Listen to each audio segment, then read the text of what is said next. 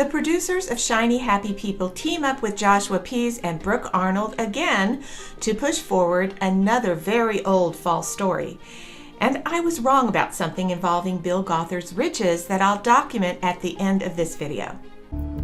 At one point, Bill Gothard is caught with a young woman in a cabin, and so this kind of comes to a head, and Gothard and his brother are confronted by everyone who's working for them. This false cabin story was published in the media when it first broke in the 1980s and on a website in 2014 that has been dedicated to bringing down the Institute in Basic Life Principles and Bill Gothard, created by some disgruntled ex-IBLP participants. The false tale goes that back in the 1970s, a well-known Christian minister named Gary Smalley walked in on Bill Gothard while he was in a remote cabin at a property called the Northwoods and witnessed a woman sitting on Mr. Gothard's lap in a sheer nightgown. This false story has been spread in the media and around the internet, and the same tactics used in Shiny Happy People have been used for years to make the claim that it is a true account of the facts. It just isn't. The first fact in dispute is that Gary Smalley witnessed Bill Gothard doing anything at all in the cabin at Northwoods. Recovering Grace is a slanderous website that states that the cabin was built in 1973, and discussion for the construction of another cabin that was to be Bill's cabin was to be built in 1976. I don't know where they got that information because, according to IBLP staff, there's only one cabin, and it was not even built until after Mr. Smalley left IBLP in 1976. The property wasn't actually donated to the IBLP organization until 1980. So it is not true that Gary saw anything at the cabin in Northwoods. And this fact is confirmed later by emails Gary sent to an IBLP participant who was asking about these claims. This is what Gary wrote. Regarding the girl who I caught sitting on Bill's lap, my wife is now telling me that she talked with this girl the following week and that the incident happened in Bill's office in Oak Brook. She must have come to the office after she was ready for bed in her winter coat, and that's when I saw what I saw. I had told my wife about it the same day, and as I said, my wife talked with the girl. I'm sorry, but I don't remember the type of bed clothing she was wearing. I just know that I was shocked. Hope this helps. Blessings, Gary. Of course, the blaring contradictions of both where this alleged incident took place as well as what the woman was wearing practically punch you in the face when you read this statement from the only supposed witness to this alleged event. First, he's saying that what he did witness took place in Bill Gothard's office, which is in a suburb of Chicago, which is completely different than a remote cabin in the woods. Second, he is saying the woman was wearing a winter coat, which is much different than a sheer nightgown. That is rather confusing in and of itself, unless you understand the IBLP campus where Bill Gothard's office was located. We'll get to that in a minute. The person Gary was writing this response to was, of course, confused as well, and wrote back to ask him for clarification. Here is Gary's response. I'm the last person who should be giving any details about what she was wearing and where it happened. The memory is what my wife remembers. Norma was best friends with her. Norma was Gary Smalley's wife, and turns out she was best friends with the woman in question. The woman's name was Ruth, and she said Bill Gothard only ever treated her in a fatherly way. I'll come back to that in a minute too. The thought that a woman at IBLP headquarters would be walking around in a nightgown at all is completely ludicrous in the first place. There was a very strict dress code at IBLP facilities that did not allow for any immodest clothing. The account of a woman being outside of her own room in a sheer nightgown is not a reasonable thing to believe, especially in another building on campus from the one she roomed in. Ruth lived in a separate residence from where Mr. Gothard's office was. If this event happened in the months when it was cold outside and she went to his office, it would be reasonable to believe she was wearing her winter coat and that Gary would have noticed that. According to Mr. Gothard, Ruth just spontaneously jumped on his lap just before Gary entered the room. Obviously, this would have looked shocking to Gary and could be easily misinterpreted, especially with the teachings of IBLP about unmarried men and women and physical contact.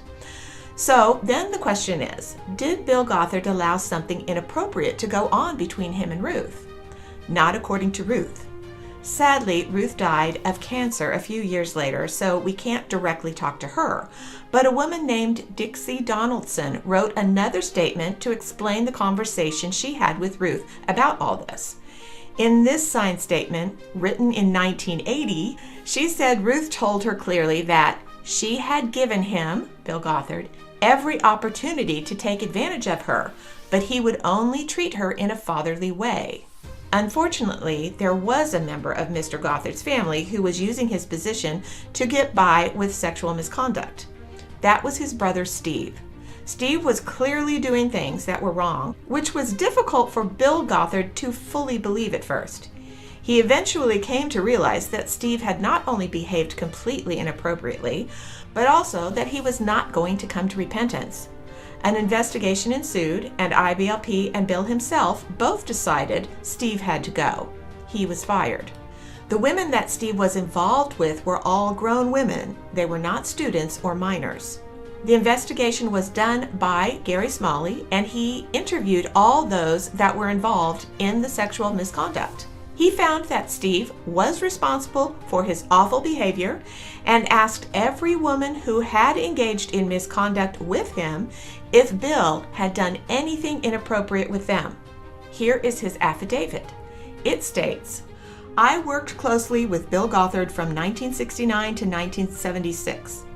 In 1980, the full extent of immorality among various staff members came to light." Side note, this is talking about Steve and his misconduct with the other women that were working with him. "This was a grief for everyone involved in the ministry. The board of directors asked me to fly to the headquarters and interview each one of the young women who were involved. Each one was very candid and detailed in telling what had happened. I specifically asked each one, 'Did Bill ever do anything inappropriate to you?' Every one of them said no.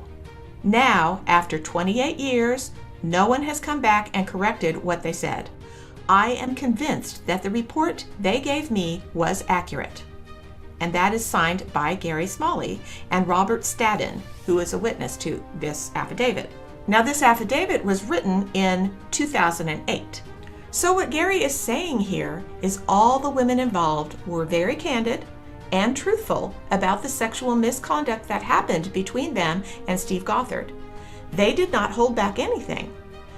When asked if Bill was also involved in any way in sexual misconduct with any of them, they all said no. The website that allows this false story to stay posted, among many other disputed claims, is Recovering Grace. Even Wikipedia removed this story for lack of foundation and placed Bill Gothard's wiki on protected status to keep those who were editing their site from posting more false allegations about this story as facts. With the millions of people who went through the basic seminar, there are some who no longer adhere to what was taught there and blame others for the fact that their families did.